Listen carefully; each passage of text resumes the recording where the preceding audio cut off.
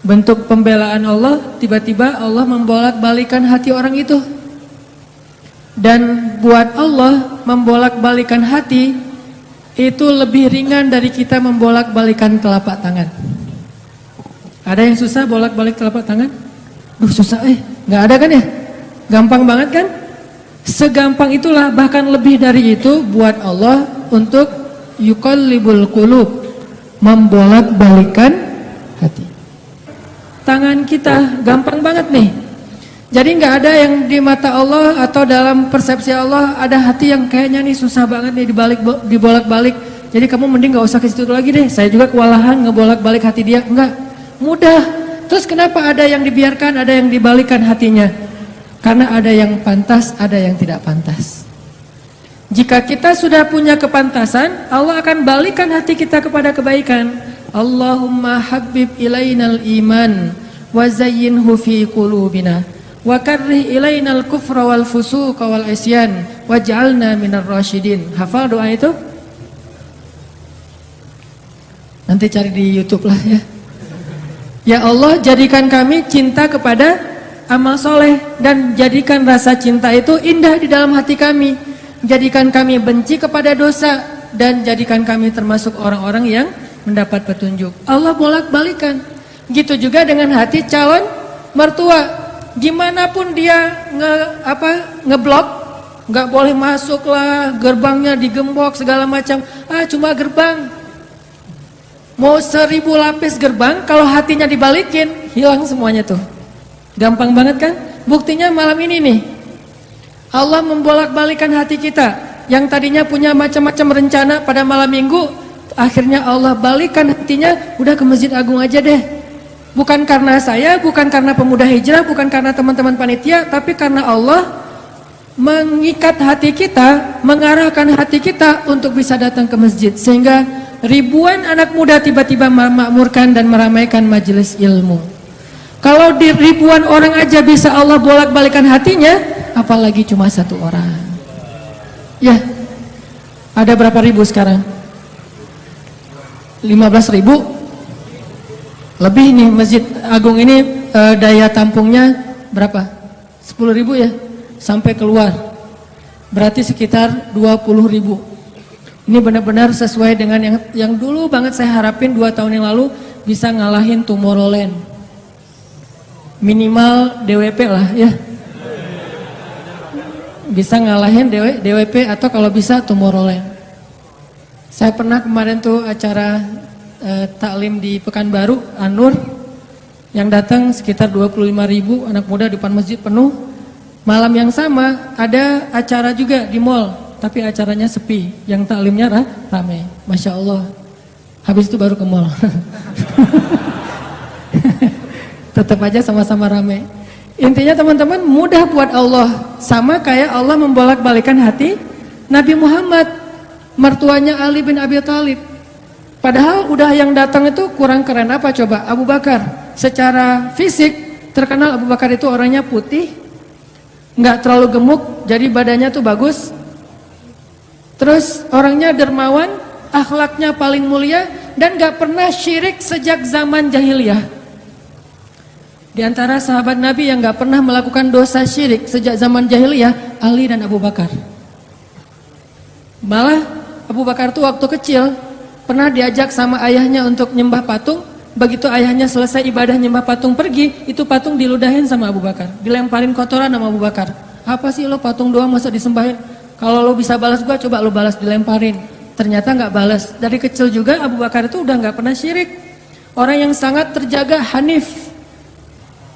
Dan julukannya juga sama dengan julukan Nabi Ibrahim, Siddiq.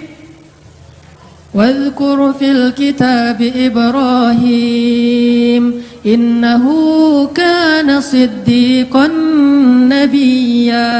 Ibrahim Siddiq, Abu Bakar Siddiq, sama nih. Bahkan Nabi sering membandingkan Abu Bakar sama Ibrahim. Engkau wahai Abu Bakar seperti Ibrahim, engkau wahai Umar seperti Musa. Ya iyalah Umar ya. Musa kan gak sengaja noel orang langsung meninggal kan ya. Melihat Bani Israel agak ramai gitu, lagi mau gelut sama orang Kipti. Karena Musa kasihan kepada Bani Israel yang lemah, Akhirnya dia cuma ditakol dikit lah si orang Kipti ini teh, cuma apaan sih lo meninggal, belum diginiin baru gini doang. Coba, jadi kalau dulu ada ultimate fight kayaknya Musa tuh juara bertahan tuh. Nah kalau di zaman Nabi orang kayak Musa, Umar jawara Quraisy. Kalau ada yang macam-macam sama Umar, lo berani sama gua nih, lo lihat nih, nggak ada yang berani sama Umar. Kalau lo pengen istri lo jadi janda, anak lo jadi yatim, lo tunggu gua di belakang gedung itu. Gedung, bukit, nggak ada gedung dulu teh. Nggak ada yang berani nungguin Umar, lancar aja tuh hijrahnya. Artinya Abu Bakar tuh sering dibandingkan kayak Ibrahim. Terus dengan Nabi akrab banget tuh Abu Bakar. Jadi kayak soulmate-an berdua tuh. Belum dapat risalah Islam juga, Nabi itu kalau jalan sama Abu Bakar, jalan yuk kemana? Ngopi, kalau bahasa kita teh, ngopi sama Abu Bakar berdua. Dari zaman sebelum Islam juga Nabi itu dalam tanda petik udah sering ngopinya sama Abu Bakar. Coba, enak nggak nolak teman ngopi kita? Agak susah kan, dia ngajak kemana, nggak enak kan nolaknya, ya udah gua datang gitu. Ali ngerasa, wah nih yang datang nih saingan berat nih. Pernah bersaing dengan orang kayak gini? Pernah, cuman sering kalah. Nggak ada saingan juga masih ditolak ya, apalagi ada saingan. Nah itu mah saya banget, bukan teman-teman. Udah biasa ditolak, pada akhirnya diterima juga. Karena saya nggak mau menyerah. Datang Abu Bakar, mau ngelamar Fatimah. Ali pas tahu berita itu, ya udahlah berarti pupus harapan. Hashtagnya berhenti aja. Udah nggak bisa ngapa-ngapain. Tidak lama kemudian setelah Abu Bakar lama di rumah Nabi terus pulang, Ali merhatiin wajah Abu Bakar, nih wajah diterima atau wajah ditolak nih. Ternyata dapat kabar Abu Bakar ditolak sama Nabi. Yes, kata Ali. Abu Bakar ditolak sama Nabi. Cuman sisi lain, Ali makin gak pede. Kalau Abu Bakar aja ditolak, siapa saya? Bahkan lebih ditolak lagi. Jangan-jangan belum sampai di pintu juga, udah Ali pulang aja deh. Abu Bakar aja ditolak. Yang kurang apa coba? Akhlak luar biasa, agama terbaik, bahkan umat Islam paling baik imannya tuh, dan amal solehnya Abu Bakar, nggak ada tandingan lah. Mau ngelihat surganya di akhirat, orang kaya di dunia dan kaya di akhirat tuh Abu Bakar tuh. Ada orang yang di dunia miskin, di akhirat kaya, di akhirat miskin, di dunia kaya. Kalau Abu Bakar dunia akhirat kaya. Surganya Abu Bakar tuh dikelilingin sama Jibril. Jadi Jibril lagi pengen ngukur surganya Abu Bakar, terbang setahun. Udah setahun terbang, itu baru di pinggirnya surga Abu Bakar, belum sampai ke tengah. Padahal Jibril itu kecepatannya lebih tinggi daripada kecepatan cahaya. Bayangin, udah setahun perjalanan cahaya baru di pinggir surganya Abu Bakar. Belum juga masuk, belum sampai ke alun-alunnya surga Abu Bakar. Baru juga perbatasan coba. Kurang apa Abu Bakar? Ditolak sama Nabi. Duh, makin gak pede, kata Ali. Cuma gak pakai, bukan orang Sunda soalnya. Gak lama kemudian datang lagi cowok keren, jawara Mekah, Umar datang. Assalamualaikum. Suaranya agak-agak gitulah. Walaupun susah nirunya, cempreng soalnya. Assalamualaikum. Waalaikumsalam, kata Nabi. Datang. Pas diintip sama Ali, tanya-tanya ke teman-temannya, ada berita apa nih, trending topik. Ternyata trending topik di Twitter, Umar melamar Fatimah. Wah, rame lagi viral di mana-mana. Makin, aduh, saingannya berat-berat gini, nggak ada yang di bawah saya gitu yang datang, biar saya agak-agak pede gitu. Ternyata Umar pulang juga ditolak lagi sama Nabi. Ali, yes, tapi tuh gimana ya kalau Umar aja ditolak, yang paling kuat bisa menjaga Fatimah banget kan? Kalau ada apa-apa Fatimah tenang aja, ada gua.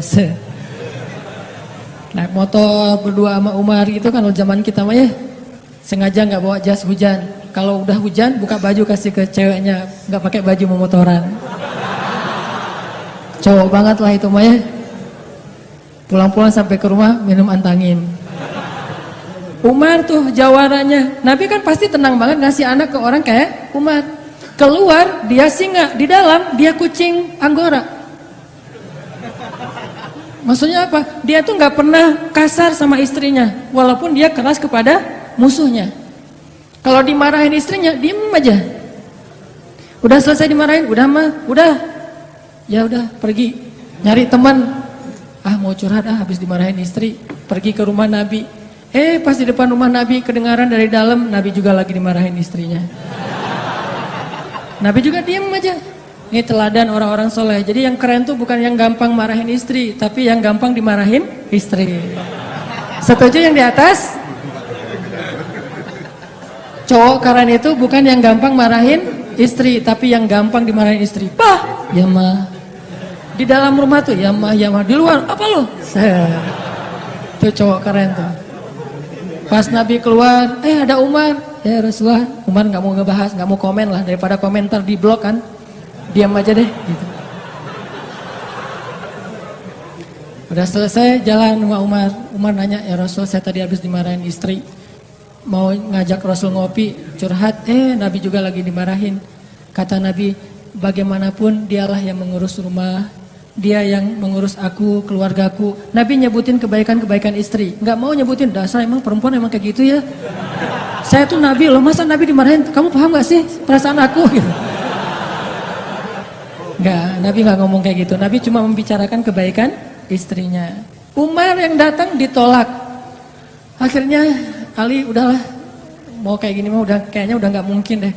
Abu Bakar ditolak, Umar ditolak, berarti ada standar di atas mereka berdua. Yang kaya raya ditolak, yang paling eksis berpengaruh, jawara ditolak. Nah saya nggak punya dua-duanya. Masih kecil soalnya, nanti kalau dia udah dewasa, Ali emang jawara juga tuh. Malah gladiatornya Nabi kan. Ketika orang gak berani menantang seorang musuh, Ali yang berani. Saya Rasulullah, Ali itu. Akhirnya Ali diam-diam aja, udah gak mau ngebahas lagi tentang Fatimah. Udah aja, tutup bab tentang Fatimah. Sekarang yang lain aja deh. Tapi teman-temannya ngegojlokin terus. Ali. Kalau bahasa kita, jomblo gitu.